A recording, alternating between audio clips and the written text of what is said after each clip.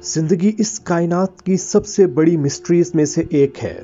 हम जब अपने आसपास देखते हैं तो पूरी कायनात जिंदगी से खाली दिखाई देती है। यही वजह है कि ज़मीन पर जिंदगी का ज़हूर किस तरह हुआ। इस सवाल ने दुनिया भर के साइंटिस्ट को एक अरसे से अपने जाल में उलझाए रखा है।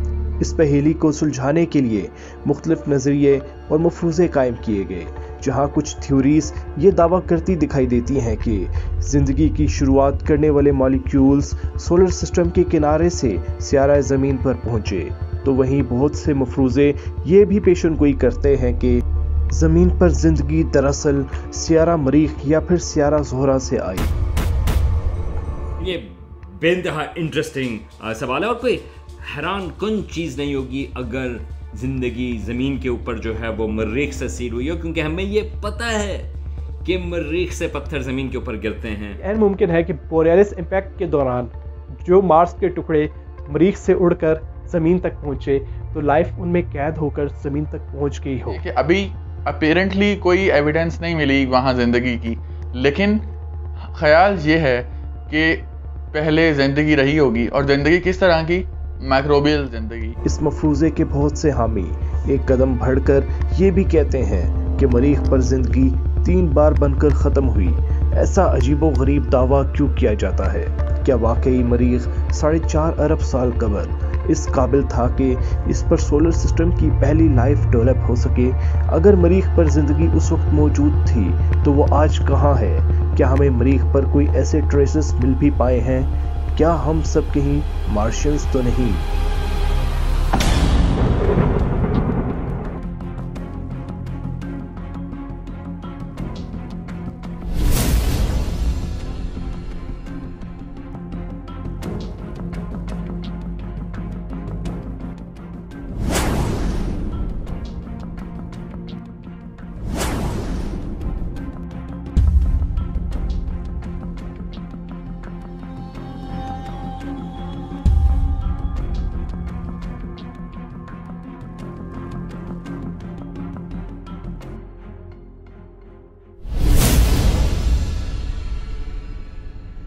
यह हकीकत है कि जब रात को एस्ट्रोनॉमर्स कायनात की अथाह गहराइयों में झांकते हैं तो वो हैरान रह जाते हैं। यूनिवर्स इतनी वीरान क्यों है? हालांकि अर्थ पर लाइफ जिन एलिमेंट्स से बनी वो एलिमेंट्स हमारे यूनिवर्स में जा बजा बिखरे दिखाई देते हैं। अगर ये एलिमेंट्स ज़मीन पर भारी तादाद में पहुँचे तो यकीनन मार्स समेत दीगर सियारों पर भी पहुँचे, और इनके सबूत हमें मरीख और दीगर सियारों पर मिल भी चुके हैं। मरीख पर भेजे जाने वाले मिशंस ने वहां ऐसा क्या कुछ देखा है जिसकी बदौलत साइंसदानों के एक बड़े गिरोह का ख्याल है कि मार्स पहले अर्थ जैसा था और शायद जिंदगी समोए एक प्लैनेट था। अगर वहां कभी जिंदगी मौजूद थी तो उसको एक के बाद एक ड्रामाई सूरत हाल का सामना रहा होगा। आज जदीद तहकीकात की बदौलत हमें इल्म है कि मार्स सूरज से दूर और छोटा होने की वजह से ज़मीन की निस्बत जल्दी ठंडा हो गया था। वहाँ पानी की मौजूदगी की अलामात ये भी बताती हैं कि 4.5 अरब साल कबल मार्स बिल्कुल ज़मीन जैसा पानी से भरपूर सियारा था। इस हकीकत की तस्दीक हमारे नन्हे रिपोर्ट्स ने भी वहाँ पहुँचकर की कि आज बज़ाहिर बंजर और मुर्दा दिखाई देने वाला मार्स पहले पानी से भरपूर था और उस दौरान एटमॉस्फेरिक प्रेशर भी बहुत ज़्यादा था, जिसका मतलब है कि वहाँ ज़मीन से काफ़ी पहले लाइफ डेवलप हो जानी चाहिए थी।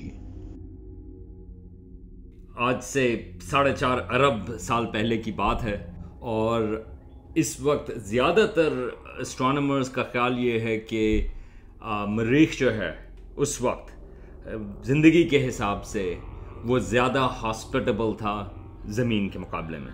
हम जानते हैं कि ज़मीन पर लाइफ किन अवामिल से वजूद में आई।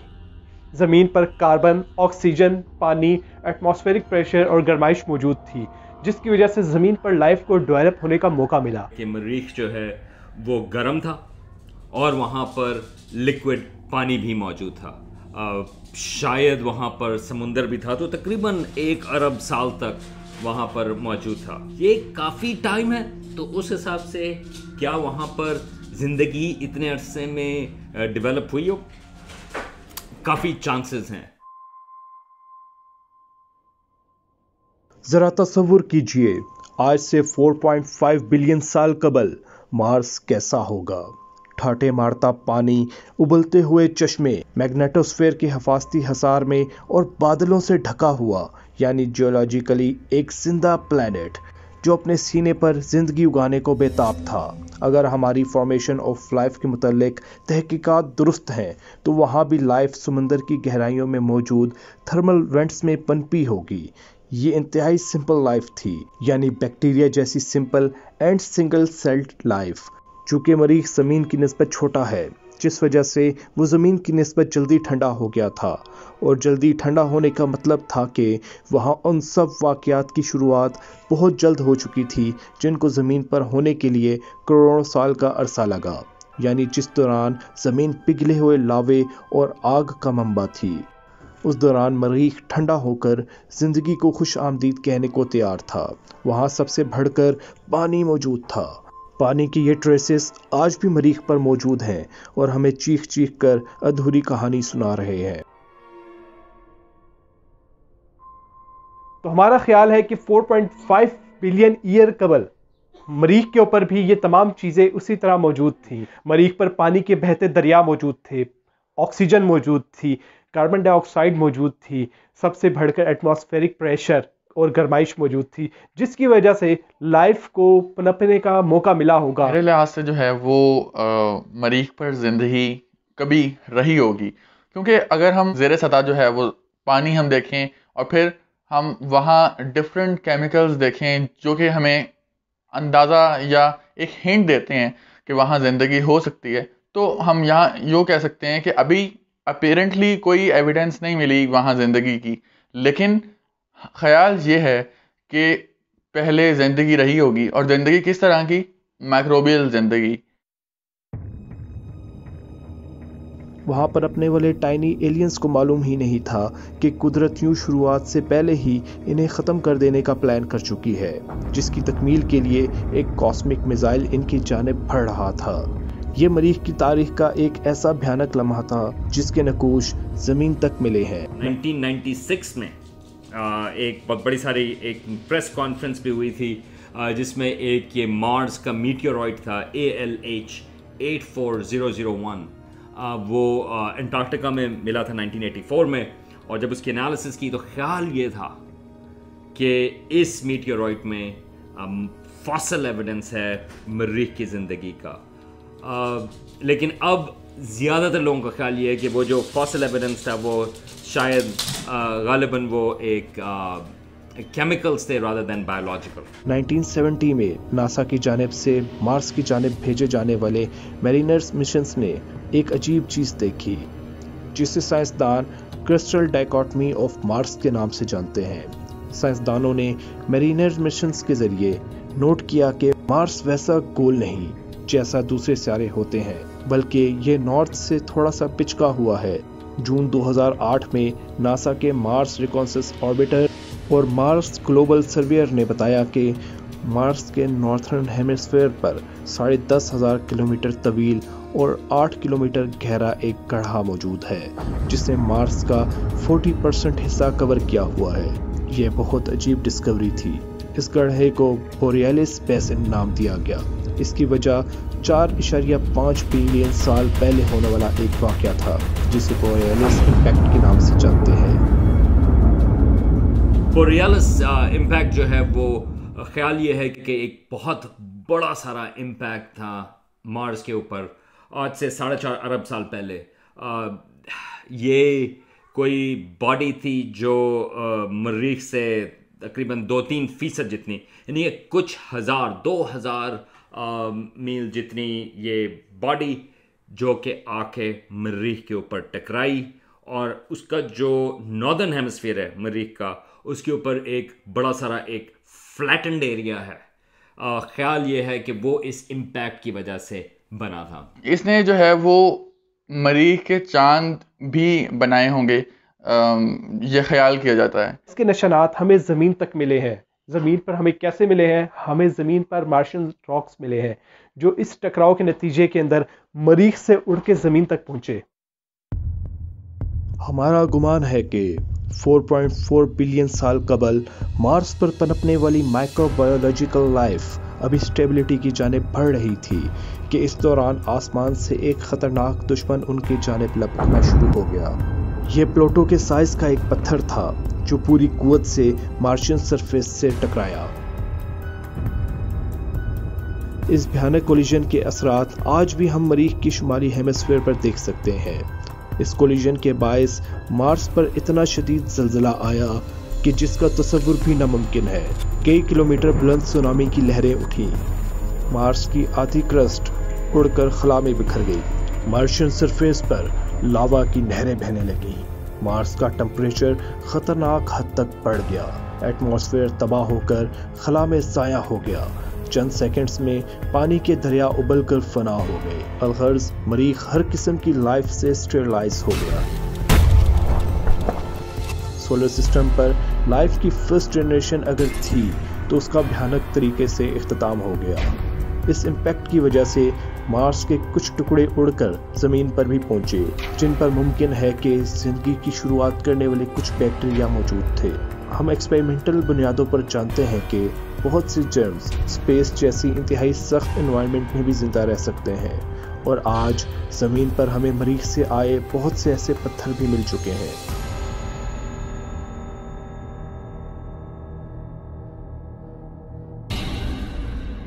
मेरा ख्याल है ज़रा मुश्किल है, क्योंकि ये 4.5 अरब साल पहले हुआ था। मेरा नहीं ख्याल कि ज़िंदगी उस वक्त तक पूरी तरह से शुरू हुई हो मरीख के ऊपर। उस वक्त काफ़ी टर्बुलेंट टाइम था। ज़मीन के ऊपर, बाय द वे, ज़मीन के ऊपर भी एक इम्पैक्ट हुआ था जिसकी वजह से चांद, हमारा जो चांद है वो बना था। तो उस वक्त इतने बड़े साइज़ के ऑब्जेक्ट्स मौजूद थे निज़ाम शमसी में कि वो आके टकरा रहे थे। तो मेरा नहीं ख्याल कि उस वक्त तक मरीख के ऊपर ज़िंदगी शुरू हुई हो। ये ख्याल किया जाता है कि इस बोरेलिस इम्पैक्ट के थ्रू जो पत्थर फिज़ा में या खला में उड़े होंगे वो चक्कर लगाते लगाते एक वक्त ऐसा आया होगा कि वो ज़मीन पर गिर गए। ख्याल है कि माइक्रो लेवल पे लाइफ इंतहाई सख्त कंडीशंस को भी सर्वाइव कर जाती है। हमने मरीख के ऊपर अभी तक कोई मिशन नहीं भेजा, लेकिन उसके बावजूद हमें ज़मीन पर मार्शियन रॉक्स मिल चुके हैं। तो लिहाजा ये ऐन मुमकिन है कि ये जो मार्शियन रॉक्स बोरियलिस इम्पैक्ट के नतीजे पे ज़मीन तक पहुंचे थे, तो उनके ऊपर लाइफ के कुछ सिग्नेचर्स, कुछ माइक्रोब्स, कुछ माइक्रो लेवल की लाइफ उन पे बैठ के, उन पे सफ़र करके ज़मीन तक पहुंच गई हो। हमारा अंदाज़ा बताता है कि मार्स को बोरेलिस इम्पैक्ट के असरात से निकलने में 5 करोड़ साल लगे। इन 5 करोड़ सालों में मार्स की पिघली हुई क्रस्ट दोबारा सॉलिड बन चुकी थी। बोरेलिस इम्पैक्ट और वोल्केनिक एक्टिविटी की वजह से मार्स की सतह के नीचे फंसा हुआ पानी निकलकर ऊपर आ गया। पानी ने गैस की शक्ल में मार्स को लपेट लिया। शदीद बारिशें हुई, जिस वजह से मार्स चंद करोड़ साल बाद दोबारा रहायश के काबिल एक सियारा बन चुका था। वहाँ मौजूद हमारे नन्हे खोजी रोवर्स को मिलने वाले ब्लूबेरी स्टोन्स और कैनियंस इस बात का पता देते हैं कि बोरेलिस इम्पैक्ट के बाद मार्स पर पानी के दरिया दोबारा बहे थे, और शायद इनकी वजह से सोलर सिस्टम पर लाइफ की सेकंड जनरेशन को वापसी का मौका भी मिला होगा। ब्लूबेरी स्टोन्स के लिए ज़रूरी है कि पानी हज़ारों गैलन की तादाद के अंदर हो और काफ़ी अरसे से वहाँ बह रहा हो। ज़मीन पर ऐसे ब्लूबेरीज का मिलना आम सी बात है, मगर मरीख पर इनका मिलना बहुत बड़ी दरियाफ्त थी। यानी बोरेलिस इम्पैक्ट के बाद पानी और एटमॉस्फेयर मार्स पर लौटा था, और अगर पानी और एटमॉस्फेयर मार्स पर लौटा था तो यकीनन लाइफ भी लौटी होगी। कैनियन जो है वो इस तरीके से बनती हैं कि जब कहीं किसी जगह से रिवर गुजर रही हो या दरिया गुजर रहा हो तो पानी के बहाव की वजह से जो है वो कटाव होता है ज़मीन में, या जो उसके इर्द गिर्द पत्थर होते हैं उन सब में कटाव होता है। हमें मालूम है कि बोरेलिस इम्पैक्ट के बाद मरीख एक पिघला हुआ स्यारा बन चुका था, तो उसके बावजूद वहाँ पे आज कैनियंस का मिलना इस बात की निशानदेही करता है कि वहाँ पे पानी के दरिया बोरेलिस इम्पैक्ट के बाद भी बहे थे। कुदरत एक बार लाइफ को डिस्ट्रैक्शन का मजा चखा चुकी थी, लेकिन लाइफ ने बोरेलिस इम्पैक्ट के 5 करोड़ साल बाद दोबारा पनपने की कोशिश की। समुद्रों में मौजूद थर्मल वेंट्स दोबारा से इनका मस्कन बन चुके थे।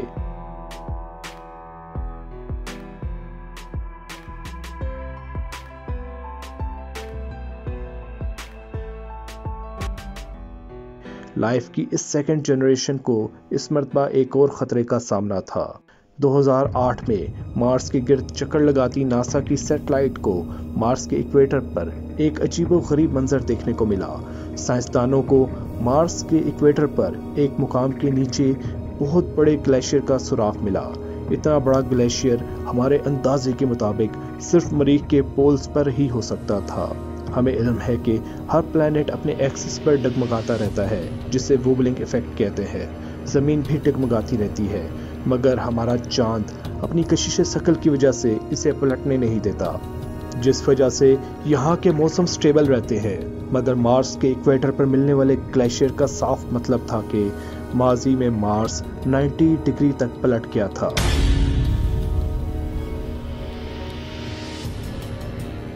जिस वजह से वहाँ मौसमों की शिद्दत में ड्रामाई तब्दीली आई। अगर सोलर सिस्टम में लाइफ की सेकंड जनरेशन उस वक्त मौजूद होगी जो कि बैक्टीरिया जैसी सिंपल होगी, तो वो यकीनन जमकर तबाह हो चुकी होगी।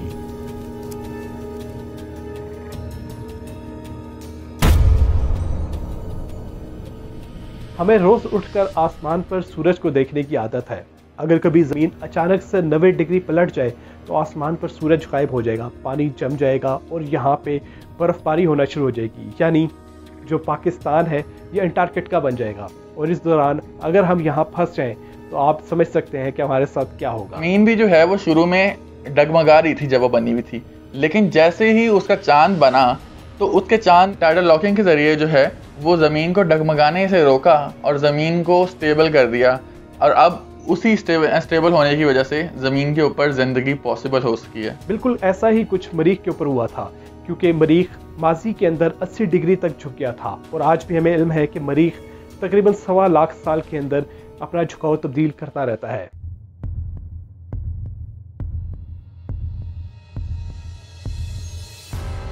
$3.9 बिलियन साल कबल मरीख 80 डिग्री तक झुक गया था, जिस वजह से वहाँ लाइफ अपना सेकंड पीरियड मुकम्मल करके तबाह हो चुकी थी।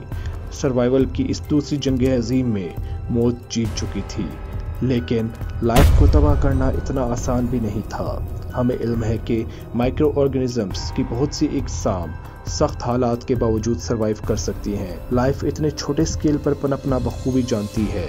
यही वजह है कि बहुत से साइंसदानों का मानना है कि मरीख पर आइस एज के दौरान लाइफ का कुछ हिस्सा यकीनन बच गया होगा, जो जमी हुई मार्शियन सरफेस के नीचे छुप गया होगा। जमी हुई मार्शियन सरफेस ने इंसुलेटर का किरदार अदा करते हुए मजीद ठंडक नीचे नहीं पहुंचने दी होगी। यूं जब लाखों साल बाद मार्स जब वापस सीधा हुआ होगा तो समुंदर पिघले और मार्शियंस की थर्ड जनरेशन ने सतह पर आने के लिए पर तोले होंगे।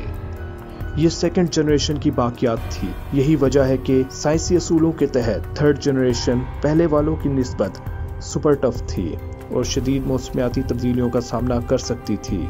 लेकिन अब की बार कुदरत को कुछ और ही मंजूर था। हमें इल्म है कि बोरियालिस इम्पैक्ट की वजह से मरीख के आउटर लेयर का दर्जा हरारत इनर लेयर से ज़्यादा हो गया था, जिसने इस सियारे के मैग्नेटोस्फीयर पर बहुत बुरा असर दिखाया और आहिस्ता आहिस्ता मार्स का मैग्नेटोस्फीयर ख़त्म हो गया था। हमारी ज़मीन के गिर्द भी मकनातीसी हसार मौजूद है। कोई भी लाइफ इसके बगैर अपना वजूद बरकरार नहीं रख सकती। लेकिन हमें शक है कि अगर मार्स पर कभी लाइफ की कोई थर्ड जनरेशन होगी तो उसका अंजाम इससे ज़्यादा भयानक हुआ होगा। ये इम्पैक्ट जो बोरियालिस इम्पैक्ट था वो एक लिहाज से इम्पॉर्टेंट है, क्योंकि ख्याल ये है, और अगेन हमें इसके बारे में ज़्यादा पता नहीं, ये भी रिसेंटली ये आइडिया डेवलप हुआ है बोरियालिस इम्पैक्ट का। ख्याल ये है कि शायद इस इम्पैक्ट की वजह से जो उसका जो कोर है, मैग्मा जो है मार्स का, उसके ऊपर इम्पैक्ट हुआ और उसकी वजह से उसका जो मूवमेंट है मैग्मा की वो स्लो डाउन हो गई हो। उसकी हम क्यों बात कर रहे हैं? क्योंकि ये जो ज़मीन के ऊपर एक मैग्नेटोस्फीयर है, एक तरह से एक मैग्नेटिक फील्ड है, वो ज़मीन का जो सेंटर है, जो ज़मीन का जो मैग्मा है, प्लाज्मा है बीच में, वो उसकी मूवमेंट की वजह से वो मैग्नेटिक फील्ड वो बनती है। और ये मैग्नेटिक फील्ड ज़मीन को प्रोटेक्ट करती है सोलर रेडिएशन से, जो हार्मफुल किस्म की रेडिएशंस हैं, उनसे वो मैग्नेटिक फील्ड से प्रोटेक्ट करती हैं। और वैसे जो खूबसूरत किस्म के वो जो नॉर्दर्न लाइट्स और सदर्न लाइट्स बनती हैं या अरोरा बोरियालिस, वो इन्हीं मैग्नेटिक फील्ड्स की वजह से है कि मार्स के ऊपर जो मैग्नेटोस्फीयर है वो एक लिहाज से आप कह सकते हैं कि वो नॉन एग्जिस्टेंट है, मगर बहुत ही वीक है। और उसकी वजह यह है कि उसका जो कोर है एक लिहाज से, उसमें वो डायनेमो इफेक्ट नहीं है। बोरियलिस इम्पैक्ट की वजह से आने वाली ड्रामाई चेंजेस की वजह से मरीख का मैग्नेटोस्फीयर इनएक्टिव हो गया था। ये लाइफ के लिए बहुत भयानक लम्हा था। अगर आज ज़मीन का मैग्नेटोस्फीयर इनएक्टिव हो जाए तो यहाँ पे पानी के दरिया उबलना शुरू हो जाएंगे। सूरज की सोलर रेडिएशंस यहाँ से हवा को खला के अंदर धकेल देंगी। अगर मैग्नेटोस्फीयर ज़मीन का ना होता तो आज शायद ज़मीन के ऊपर ज़िंदगी मौजूद ना होती। पेंसपर्मिया थ्योरी के मुताबिक मार्स पर सोलर सिस्टम की थर्ड जनरेशन स्टेबल होकर पनपने में मगन होगी, मगर इस मॉलिक्यूलर सेलुलर लाइफ को नहीं आइडिया था कि उसका अंजाम तारीख में सबसे ज़्यादा भयानक होगा। मार्स पर मकनातीसी हसार ख़त्म हो जाने के बाद एटमॉस्फेरिक प्रेशर ख़त्म हो गया था, जिस वजह से इनसे ज़िंदगी की अलामत यानी पानी धीरे धीरे छिनना शुरू हो गया था।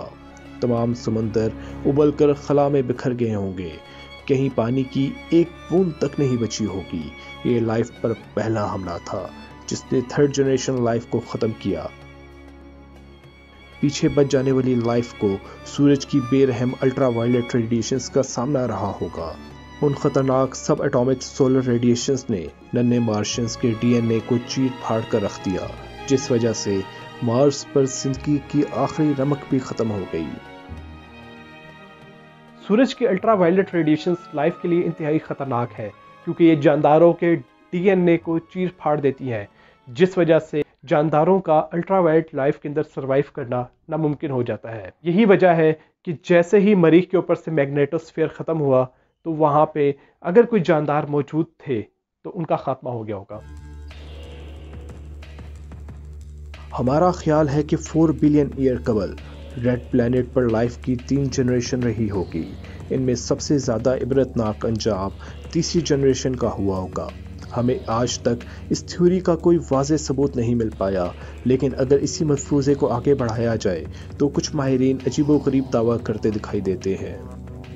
लाइफ बहुत वियर्ड है। मुझे यकीन है कि अगर मरीख पर लाइफ की कोई जनरेशन मौजूद ही होगी तो इस दौरान वो यकीनन मरीख की सरफेस के नीचे शिफ्ट हो चुकी होगी, क्योंकि वहाँ पे एटमॉस्फेरिक प्रेशर भी मौजूद होगा। इसके अलावा सोलर रेडिएशन से मरीख की जो क्रस्ट है वो उनकी हिफाजत भी करती होगी। इसके अलावा पानी भी उधर मौजूद होगा और हो सकता है वहाँ गर्माइश भी मौजूद हो, जिस वजह से ऐन मुमकिन है कि जो लाइफ थी वो मरीख के नीचे शिफ्ट हो चुकी हो। मुझे लगता है कि अगर आज हम मार्स पे जाकर खुदाई करें तो उसकी क्रस्ट के नीचे लाइफ की 4th जनरेशन मौजूद हो सकती है।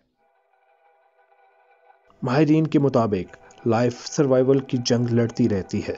अगर वाकई मार्स पर एटमॉस्फेयर उड़कर खला में बिखरा था तो ये सब अचानक से नहीं हुआ, बल्कि इसके पीछे करोड़ों साल का एक साइकिल चला था, जिसका मतलब है कि ये ऐन मुमकिन है थर्ड जनरेशन लाइफ के कुछ हिस्से को मार्स की सरफेस के नीचे जाने का मौका मिला होगा, और शायद 4th जनरेशन आज भी कहीं मौजूद हमारी मुंतज़िर हो। बोरियलिस इम्पैक्ट और अर्थ पर लाइफ की शुरुआत का वक्त तकरीबन एक जैसा है, जिस वजह से बहुत से साइंसदानों को लगता है कि पेंसपर्मिया थ्योरी हो सकता है कि ठीक हो। तो क्या ये हो सकता है कि ज़िंदगी वहाँ से ट्रांसफ़र हुई हो और ज़मीन पर आ गई हो? ये आइडिया एक लार्जर कॉन्टेक्स्ट में आता है जिसको पेंसपर्मिया कहते हैं, या खाली ये कि ज़िंदगी जो है वो मरीख पर शुरू हुई, मगर वहाँ से कुछ इम्पैक्ट्स की वजह से जो मरीख के टुकड़े थे, कुछ पीसेस जो हैं, वो शायद ज़मीन के ज़मीन पर आकर भी गिरे। अगर हमें मरीख पर वाकई ज़िंदगी मिलती है और हम उसकी डीएनए एनालिसिस करें, उसके जीनोम देखें और यहाँ के अर्लीस्ट सिंपलेस्ट लाइफ फॉर्म्स का जीनोम देखें, तो हो सकता है कि हमें पता चले कि इसमें काफ़ी सारी कॉमनैलिटी है। हमें अभी शक है कायनात लाइफ से भरी हो सकती है, मगर स्पीड ऑफ लाइट के बैरियर की वजह से यह हमें खाली दिखाई देती है। अगर मार्स पर लाइफ मिल जाती है तो हमारे लिए कायनात को देखने का ज़ाविया ही बदल जाएगा। हमें कायनात खाली होने के बावजूद जिंदगी से भरी हुई दिखाई देगी।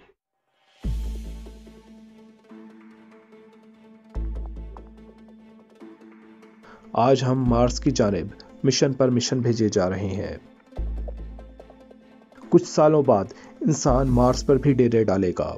हो सकता है कि हमें कुछ अरसे तक मार्स पर लाइफ के असरात भी मिल जाएं।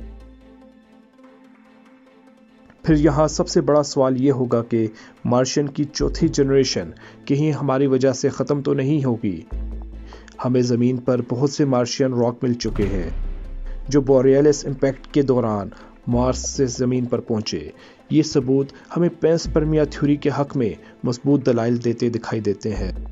अगर मार्स पर लाइफ मिल जाती है तो बहुत बड़ा सवाल ये होगा, क्या हमें वहाँ डेरे डालने भी चाहिए या मार्स को उन मार्शियंस के लिए छोड़ देना चाहिए? मेरा नहीं ख्याल कि अगर मरीख के ऊपर हमें माइक्रोब्स मिलते हैं, वहाँ पे ज़िंदगी मिलती है, और ख़ास तौर से अगर वो ज़िंदगी ज़मीन की ज़िंदगी से बिल्कुल फ़र्क है, तो मेरा नहीं ख्याल कि हमें हक पहुँचता है कि हम मरीख पर जाएं और उनकी एवोल्यूशन और उनके इर्तिका को हम इम्पैक्ट करें। मेरा नहीं ख्याल कि हमारा वहाँ जाना ठीक होगा। हमें मार्स को मार्शियन के लिए ही छोड़ देना चाहिए। इसी तरीके से अगर ज़ुहल के चांद इंसेलादस और टाइटन और जुपिटर के चांद यूरोपा के ऊपर अगर किसी किस्म के हमें लाइफ के सिग्नेचर्स मिलते हैं या वहाँ पे लाइफ माइक्रो लेवल पे मौजूद होती है, तो हमें वहाँ पे नहीं जाना चाहिए, बल्कि हमें उस मखलूक के लिए ही उस सियारे या उस चांद को छोड़ देना चाहिए। मेरे ख्याल में इंसान को जो है वो मार्स पे जाना चाहिए, क्योंकि ज़मीन पर एक जगह पे ज़िंदगी सस्टेन रहना बहुत से सालों तक मुश्किल है। वो इसलिए क्योंकि हो सकता है कि कुछ सालों बाद जो है वो ज़मीन से खुदा ना ख्वास्ता कोई जो है वो एस्ट्रॉयड टकरा जाए, तो ज़मीन पे सारी की सारी ज़िंदगी जो 4 अरब सालों से पनप रही है वो सारी की सारी ख़त्म हो जाएगी। इसलिए हमें अपनी आप यूँ कह लें कि फ़ोटोकॉपीज़ बना के पूरे कायनात के अंदर बांटनी है, ताकि हम एक जगह से ख़त्म हो जाएं तो दूसरी जगह बाकी रहें। बहुत सारे लोगों का ख्याल है कि माइक्रोब्स हैं, क्या फ़र्क पड़ता है, उनको क्यों छोड़ दें, क्यों, वो तो हम कुछ भी कर सकते हैं। हाँ, लेकिन मेरा ख्याल है ये एथिकली जो है ये मुश्किल चीज़ है। हमें एक अच्छी मिसाल देनी चाहिए इंसानों को। इंसानों ने बहुत सारी और चीज़ें की हैं ज़मीन के ऊपर जो अच्छी नहीं हैं। कम अज़ कम जब हम स्पेस एक्सप्लोरेशन की बात कर रहे हैं तो हमें एक अच्छे कदम इकदाम से शुरू करना चाहिए।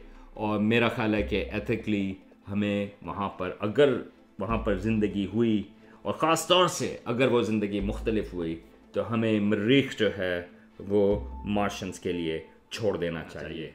लेकिन अगर वो ज़िंदगी मरीख वाली ज़मीन जैसी हुई, तो हो सकता है कि वो जो मरीख की ज़िंदगी है वो हमारे अपने एंसेस्टर्स हों, इस लिहाज से कि ज़मीन के ऊपर जो ज़िंदगी है वो हो सकता है मरीख की ज़िंदगी ने शुरू की हो। क्या मार्शियंस जो हैं वो हमारे इजदाद हो सकते हैं? तो मेरा ख्याल है कि हाँ, हो सकते हैं, क्योंकि अगर हम ये कंसीडर करें, ये सोचें कि आज से 4 बिलियन साल पहले मार्स से कोई पत्थर ज़िंदगी लेकर ज़मीन पे आया, तो इस तरह से तो ज़मीन पे जो ज़िंदगी है उसका मेन जो ओरिजिन है वो उसी पत्थर के थ्रू हुआ। तो वो पत्थर जो है वो हम यूँ कह सकते हैं कि उस पत्थर में जो भी ऑर्गेनिज़म्स आए थे वो हमारे इजदाद हैं, जो कि इर्तिका पज़ीर होकर आज इंसान की शक्ल में आपको नज़र आ रहे हैं। कहीं मार्स की 4th जनरेशन तबाही के लिए हमारी मुंतज़िर तो नहीं? अगर मार्स पर लाइफ ना मिल पाई तो ओरिजिन ऑफ लाइफ की गुत्थी मज़ीद उलझ सकती है। क्या मरीख पर लाइफ मौजूद हो सकती है? इस $1 मिलियन सवाल का जवाब हमारी फ्यूचर जनरेशन को शायद मिल जाए। इस पहेली को सुलझाने का जिम्मा हम वक्त पर छोड़ते हैं। प्रोग्राम पसंद आने की सूरत में आप सब दोस्तों से गुजारिश है कि वीडियो को लाइक कीजिए और कमेंट बॉक्स में अपने तासुरात से हमें आगाह कीजिए और अपने दोस्तों के साथ शेयर कीजिए। शुक्रिया।